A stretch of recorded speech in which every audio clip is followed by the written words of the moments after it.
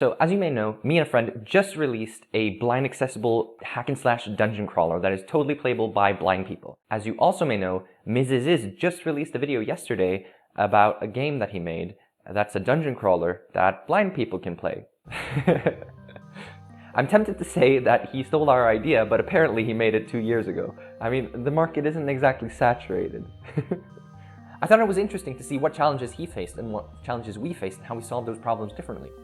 He identified 3 core design challenges: telling the player what direction they're facing, telling what's in front of them, and telling how far away that thing in front of them is. Now, Miziz went for an interesting approach where he tried to make it so that the player knew what direction they were facing based on like humming sounds or heartbeats. We just said, alright, screw it. There's so many audio games that already use text-to-speech to denote cardinal directions, and it's the simplest way to tell the player what direction they're facing. We'll just use that. For telling what's in front of you and around you, we prototyped a bunch of different systems, a bunch of them that went completely unused and were terrible in implementation. We ended up with a system where you can just scan directly in front of you. So if you hit the E key... Crystal 3 meters. Crystal 1.7 meters. It's a little inelegant, wish it was a little faster. But one thing you gotta realize is a lot of blind people actually have screen readers that read stuff at a rapid pace. Here's how my size handles detecting by distance. And then I came up with a really interesting idea. Vowels. I chose 3 vowel sounds, A, E, and U, and assigned distances to them. A would be for 2 meters or less, E for 2 to 8 meters, and U for anything beyond 8 meters. Then when you press the echolocate button, one of those vowel sounds gets played based on the distance in front of you. E, E, E. And then for determining what is in front of you, just played off the vowel system. I assigned consonants to specific things. N for enemy, L for loot, and K for interactable. One thing we've learned from making this game is that you want the sounds to mimic the real thing as close as possible if there is a real-life equivalent. You don't want to have the player having to spend time thinking or translating what they're hearing into some sort of abstract concept. You want it to be as quick and clear and concise as possible. Doesn't mean that you can't do sound design and be clever about it. It just means that the sound should evoke the item. One more things I did to make the game easier to navigate. I made the game grid-based, so every cell is 1 meter, and every time you move, a footstep sound is played, so that way you can know exactly how far you've traveled. How do you navigate when you can't see? Well, there's a couple of ways you can navigate. One, from memory. Walking canes or other navigation systems like seeing eye dogs. Small fluctuations in the air, like, oh, there's a door here, or oh, there's a window here. Like, you get a sense of these things after a while. Now, in games, you don't have a lot of those. In fact, in many games, you don't even know when you hit a wall. You just sort of stop hearing the walking sound. That's one of the cues that, oh, you've hit a wall. You don't hear the walking sound anymore. So what Miziziziz did was that he made a system where you move on the grid and move through hallways and attack enemies that are in front of you. What we wanted was that positioning was really important. So we wanted the players to be able to move around the enemy and like attack them from different angles and that type of thing, move out of the way of attacks. And so that didn't really work for us. We had a grid-based system, but people complained that the world felt too square. One key way for blind people to navigate in games is that they can hear a sound, turn towards that sound, and then move towards it. In our game, they couldn't do that on the grid-based system because they could only rotate 90 degrees. So if there was something that was diagonal, they had to move in an odd way to get to it. We tried a bunch of different systems mimicking other audio games like Shadowrun and Swamp. We didn't want the game to be just a collection of keyboard shortcuts that you had to memorize to be able to even navigate it. So we made sure that all the sounds in the game are diegetic, or as diegetic as we could possibly make it. You have a sword, you can swing it from right to left and left to right. Problem is, you can hit the walls, and if you hit the wall, your attack stops.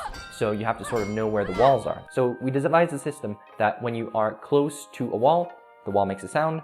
If you are further away from the wall does not make a sound. So if you're in the middle of a room, you don't hear the walls. Every enemy is making sounds constantly. So when they're walking, they're making chunk sounds. When they are attacking, they're screaming. When they are weak or tired, they are grunting. One problem we've had is that it's kind of hard to tell when you are in range to hit them.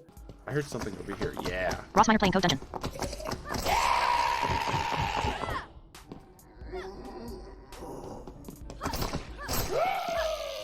It was hard. I didn't know when I was close enough to him, you know? So if you pay attention in the gaming space, you'd know that The Last of Us 2 has so many accessibility options for every type of need that you can imagine.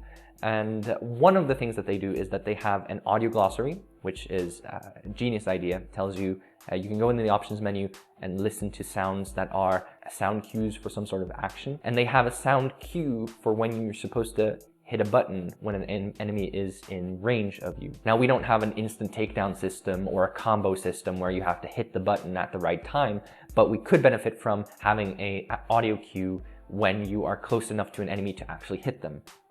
Detecting changes in space. One interesting problem I ran into after I had made the character controller and was testing it out was how to detect openings to the sides. Let's say you're traveling down a corridor and another one opens to your left. How do you tell that it's there? So the solution I came up with was to have 2 raycasts to the sides connected to audio players that play a looping breeze sound effect in each ear.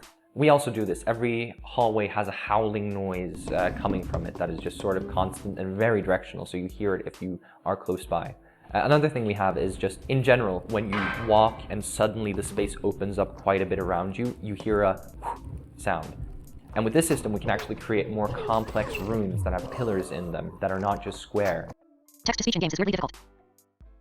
I originally wanted this to be text-to-speech, but after a few weeks trying to get the festival text-to-speech library working in Godot, I gave up and just recorded everything myself. I'm going to complain about Unity right now. Unity and Unreal are 2 of the biggest engines out there that are used for virtually every game that you can think of. I think Unity has gone out and said that half of all games are made in Unity. So why do they not have native screen reader support? Final thoughts.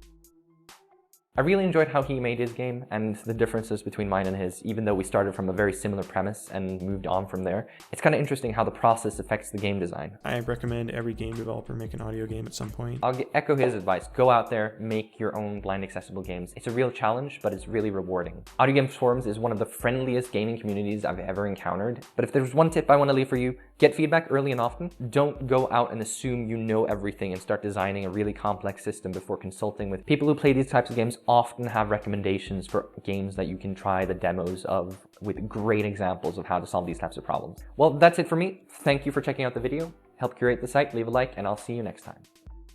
One question I always see in these types of videos is, oh, how do blind people even play games? Okay, check out Brandon Cole, Steve Saylor, Ross Minor, Illegally Sighted, Sightless Combat, Blind Ryan. All of these people make videos about how they play games. And Danny, I'm challenging you to make a blind accessible game. Or can't you do that?